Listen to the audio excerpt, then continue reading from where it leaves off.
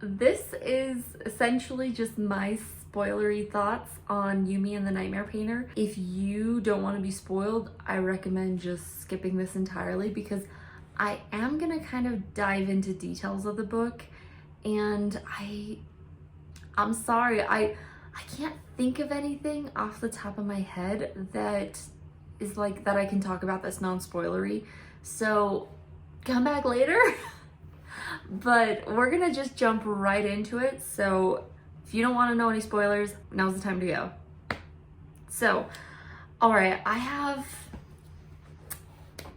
a bone to pick with BookTube in general, mostly because the reviews that I have seen and the opinions I've heard from booktubers are just, I just don't jive with them. I don't agree with them on this book. So honestly, this video is me venting my frustration about how everyone is just, they love Yumi and they give Painter a hard time. I am a big Painter fan. I connected with Painter faster than I connected with Yumi, and Yumi's own actions really prevented me from connecting with her further. Because in it, like, I like the idea of her, I like her world, I like, you know, her dedication and her seriousness and her drive in her job. Amazing. Like, we are forevermore fans of strong women. That's not my issue with her. My issue kind of stems from the beginning, right? So Painter kind of drops into her world, takes over her body, and he's just like, what? And she's like, oh, well, you're a spirit, right? And he's just like, sure. You know, I get it. He's lying. It's not great. But then the thing is, like, I mean, literally, it takes him only, what, 10 pages to come clean, you know? And at least about not being a spirit. He's a human. And then she asks, like, oh, well, you're a hero. And admittedly, he lies about that. And he says, like, yeah, I'm a hero. But at the same time, I mean, like, he does have a job that's kind of heroic. Even if he is disillusioned with his world and with his job, that doesn't make it any less important or valuable to his society, even if it's looked down on. So yeah, it's a lie. He's not a great warrior like what she might be thinking of or what we might think of when we think great warrior. But I mean, in a way, it's like a half lie, you know? Because through a certain contextual lens, yeah, what he does is pretty heroic. And one of the problems that I have with it is a lot of people were really irritated that he's so moody, he's so Debbie Downer, and, you know, I get that, but at the same time, Hoyd makes it very clear as a narrator that Painter is putting up a facade. He's fronting, right? He's trying to pretend like, yeah, I feel more confident than I am, and I do more than I think, you know? And I can't fault him for that, because how many of us, you know, I've heard that saying, fake it till you make it, and that's what we do. We fake more confidence, we fake more love or passion for what we do than we feel, just to help ourselves get out of bed in the morning. So I didn't have a problem with that. I thought that made a lot of sense. And also, I wasn't so bothered by it because seeing what he does, I mean, one of the first things that we are introduced to with him is he's introduced to like a stable nightmare or an almost stable nightmare. And it freaks him out and he's really scared. But you know what? He sees, oh, there's this little boy who might end up dead if I do nothing. And what does he do? He saves the little boy despite his fear. It's pretty heroic. Now, let's get into some more stuff. So one of the things that I find really telling about Nikaro is when he's in this weird situation with Yumi and he's in a different world and a different body and he's just like deer in the headlights, right? And she's bossing him around and telling him, well, you got to do this, this, this, and this. What is his first reaction? Besides the, you know, once we get past he tells her he's human and stuff. He listens to her. Now, you might be thinking like, does he? Yeah, he does. The first thing, so page 81, it says, despite his reservations, Painter didn't object when the attendants returned and set out their things. They'd prepared a new bowl of rice, and with Yumi's coaching, he did the appropriate ritual moves, letting them feed him bite by bite. Liyun haunted the doorway, though she normally wouldn't come to Yumi until after morning prayers. As the meal progressed, Yumi managed to calm herself. Painter took direction well. She would have expected a hero to be more arrogant, but he did as she asked. So, ignore the hero bit. We're not addressing that because you already know how I feel. But the thing is, like, Nikaro is trying. He's putting in effort. And the thing is, he does that like the entire time. Anytime he's in her body, aside from the very first instance where he just picks up the bowl and starts eating and, you know, breaks all these rituals, which how was he supposed to know? Other than that, he tries really hard and he puts in more effort than any 19-year-old boy I could ever imagine trying. You know what I mean? He gets varying results. He's not always successful, but he tries, right? So I feel like he isn't given enough credit by people. Now, on the flip side, so, you know, the first time that Yumi goes into his body, it's kind of uneventful. They don't really leave the house, if I remember right. And then the next time they go to the foreman's house or his office, and they tell him about the stable nightmare, and he doesn't really believe, and, you know, that's just how it is.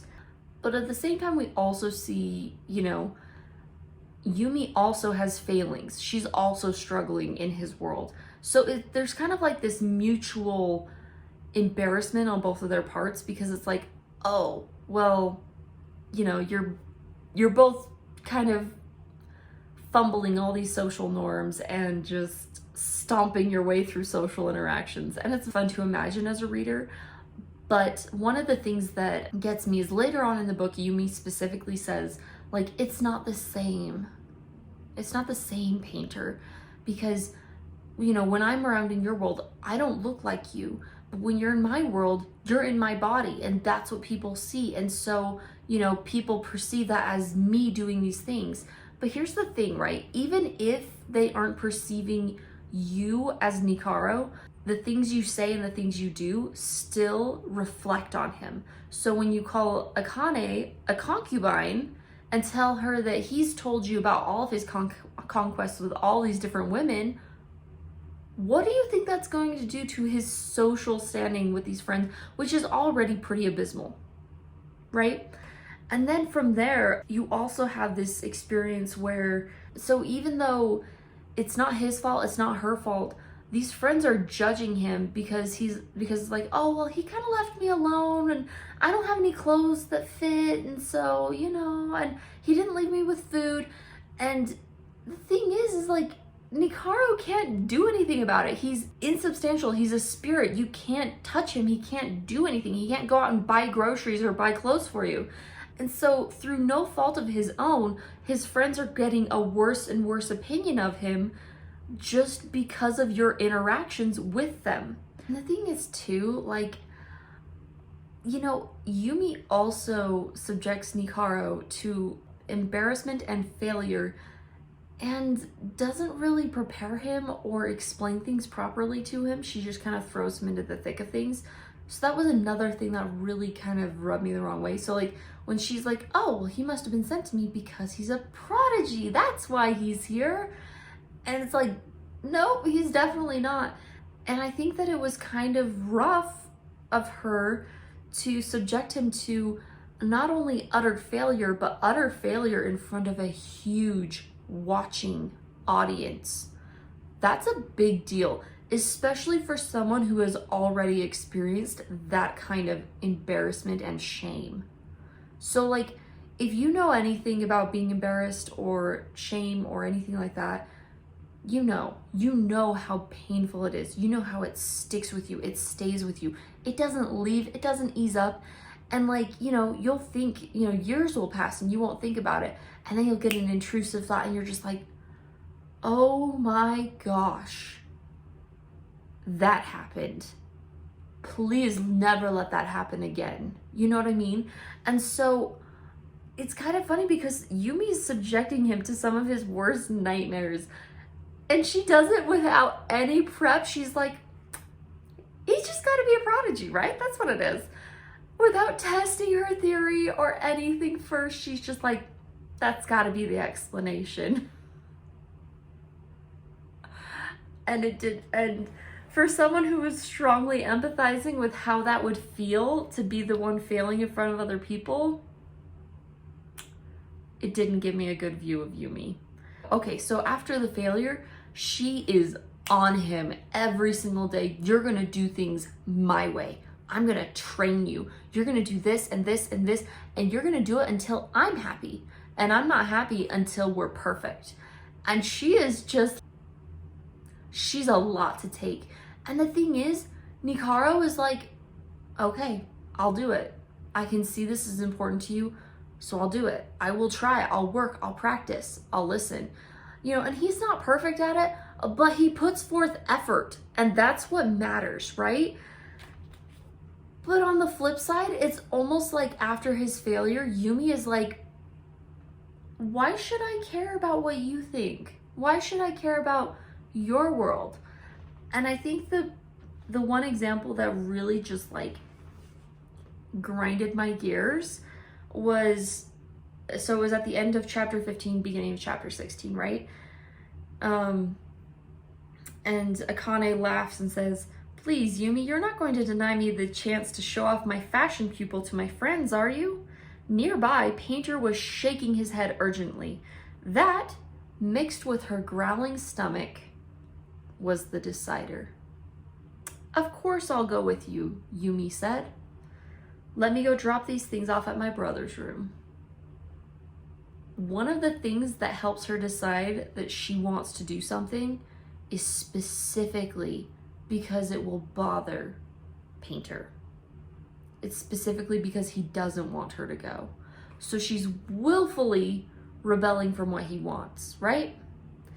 And the thing is, maybe I would understand more if Painter behaved the same way or showed some of those same traits and was headstrong while she's training him. But no, he spends, well, what is it, like 10 hours a day stacking rocks?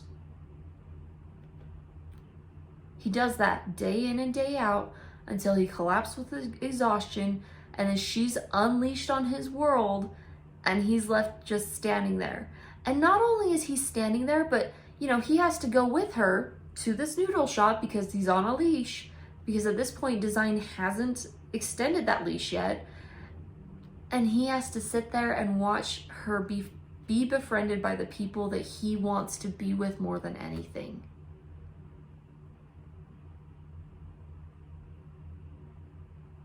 He gets to sit and watch as she's welcomed with open arms into the one place he wants most to be. And if you've never experienced that kind of pain, then I'm not surprised that you don't connect with Painter. I really am not. Now, that's not to say that Nikaro never decides that he wants to shake things up, right? And this part, when I reached this part in the book, it had me cheering. This finally there was some voice saying what I was feeling, right? So they have this conversation, right? And Yumi says, you claim that you have started to care about all this. You respond by breaking the protocol. If I'm chosen by the spirits, he said, can't I make decisions like this? Isn't that my right? It is, she said, but you can't. He shook his head. That is hypocritical, Yumi. If I can make decisions, if I legitimately can, then you have to let me do so. Leon has to let us do so, even when she disagrees. Otherwise, they're not decisions. Otherwise, what she says about us being the ultimate decider, that is an untruth. And I know how you feel about those.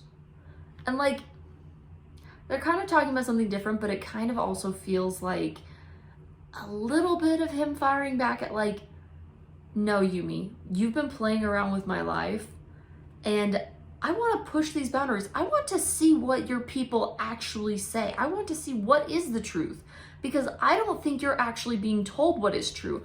I think they tell you something and they say, this is truth, and you just accept it. And that's not enough for me. So I want to push back a little bit. And then she gets furious at him. But the thing is, because of him pushing back on it, they discover so much more. They grow so much because of his desire to peel back the curtain and see what's really there. What's driving this whole thing? Am I in charge or not? So that part had me thrilled. Now, ironically, the turning point for me in this book was, let's see, how long is this book anyways? 474 pages, so almost 500 pages. It took me 300 pages, just about, before I finally started getting some more compassion from Yumi. And once it finally came, I was just like, thank you. This is what I needed. I needed some understanding, some compassion, some love, right? And it's not until Yumi goes and talks to the friends about, like, you know, the big secret, like why don't they like Painter? And this is the turning point where I started liking Yumi. Because before that, I understood her, but I didn't like her, I didn't connect with her. So, when she finally learns the truth, her reaction just, it was perfect, right? So they tell her what's happened, or, you know, they tell her about the past, and she's kind of like asking some questions back and saying like, well, but I know he does this, but that doesn't make sense to me, or, you know, what about this, or what about that? And then she's like, well, okay, well, I need to go think. And, you know, they're like, oh, okay, yeah, that makes sense. And she goes back, she looks into some stuff, finds out that they are telling truth. And, you know, Nikaro shows up, and she looks to him and she's embarrassed that she's been caught snooping, and he just assumes the worst. He assumes, now you know, like, and you're gonna leave me too. You're going to cast me aside and despise me because of what I've done. And Yumi, being the good girl that she is, she says, we should go out. We should go out and do something right now.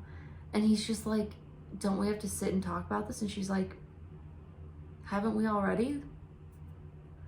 I mean, we sat down, they told me what happened. You just talked to me about it. You said that you were very sorry about what happened.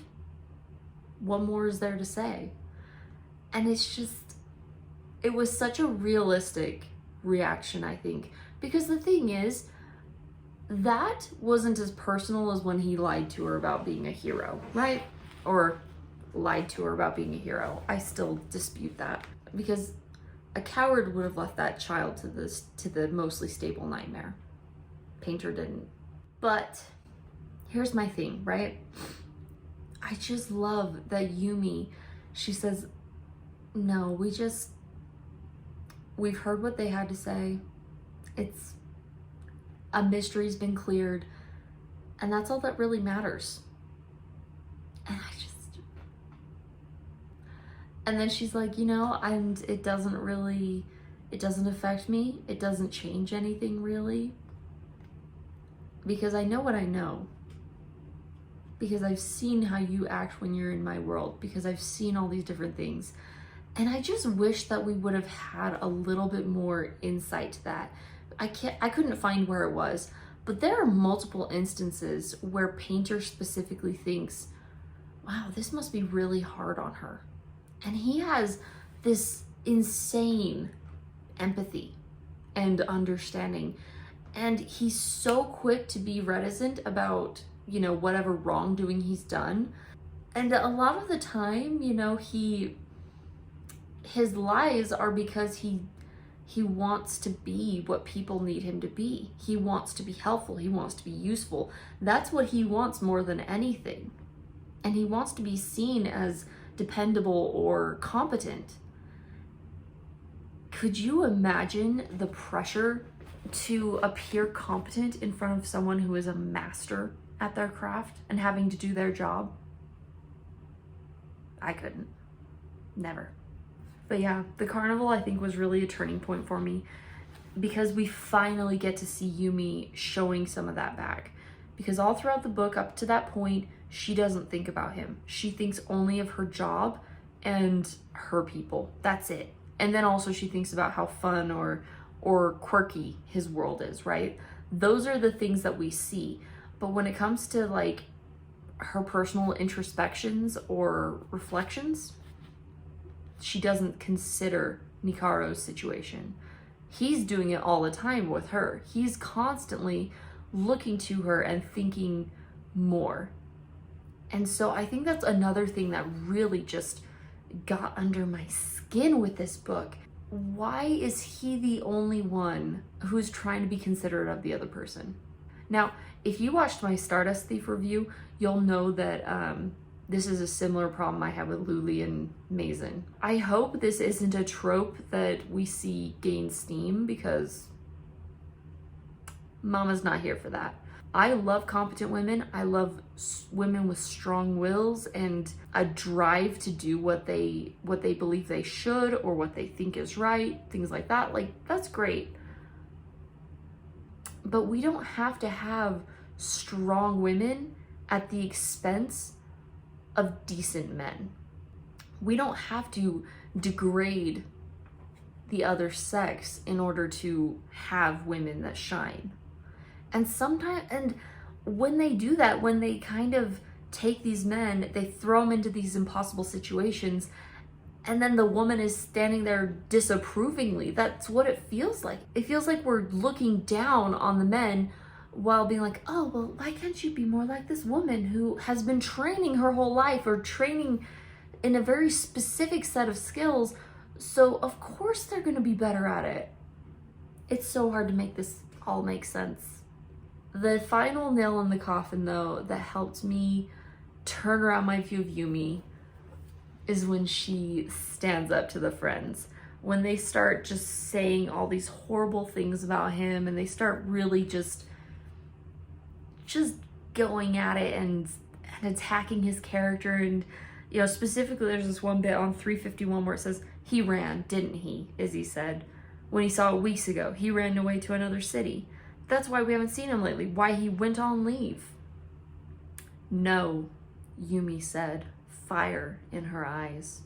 Her objection vigorous enough to make Painter smile through the fatigue.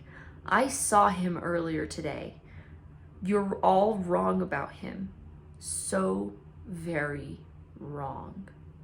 So I think that, now it's no secret that romance is not Sanderson's strong point, right? It's really not.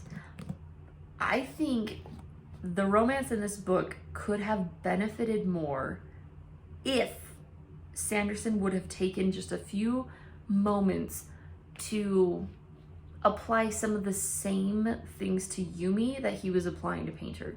Specifically, the reflection, right?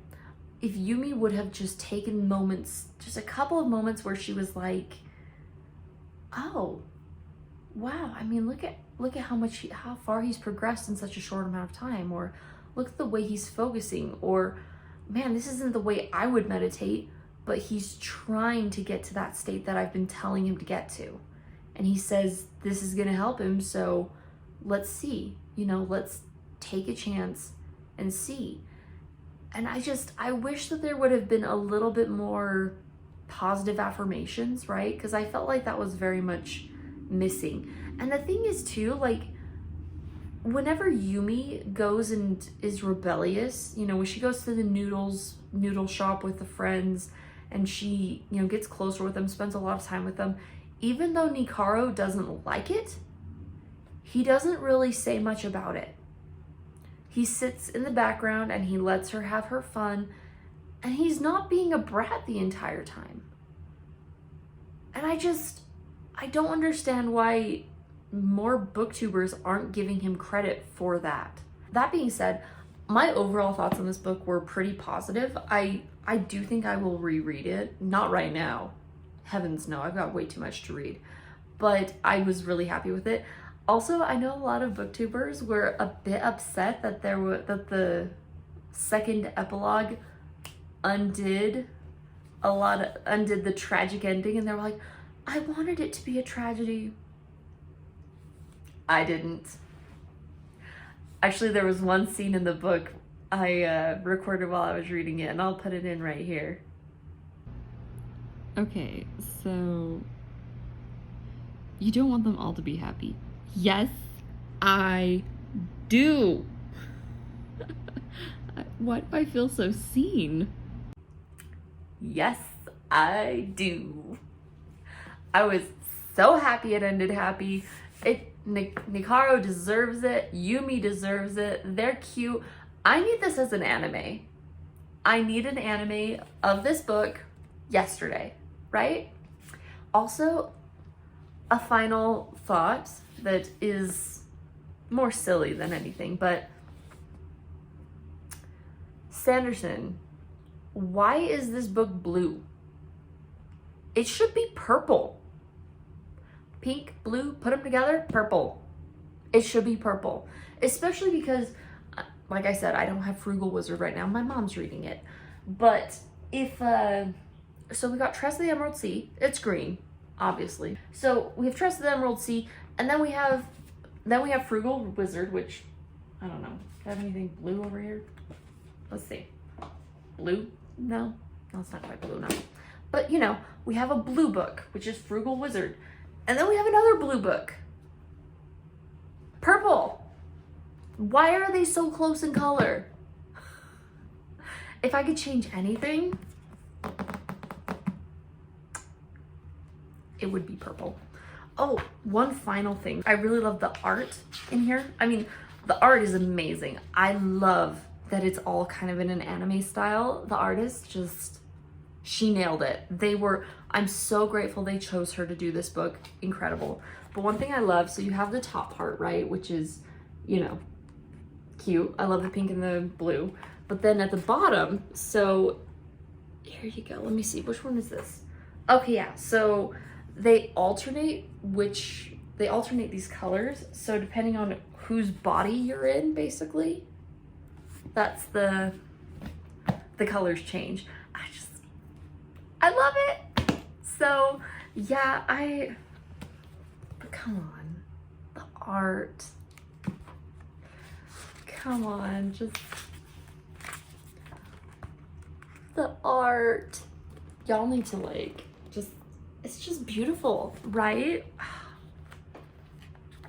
Oh, this is one of my favorite images from the book. Like, I think that is just stunning. But I think my favorite picture is actually, it's when they see design. Ah, there it is. This is probably my favorite picture from the book. And I love Yumi and Painter. I think that they look so great on page together. They look very much how I would expect. But even more than that, they almost do look like siblings, right? It's like kind of a funny thing in the story where it's like, oh, she's my sister. But I kind of love that they look similar because I think it kind of shows, I think it's a reflection of the similarities of their souls, right? I don't know. And then too, there's the whole thing about people tend to marry people who look like themselves. So it's an interesting thing. But yeah, overall, I really like this book. I like it better than Tress. I'm not gonna lie. There's a few things I would change, but overall, I'm very happy. Well, I'm very happy until I watch other people's reviews, which I think I'm just gonna stop doing because I can't agree with them. I can't. I don't want the tragic ending, and Yumi she gets better, but in the beginning she's rough. So there you go. That's my hot take.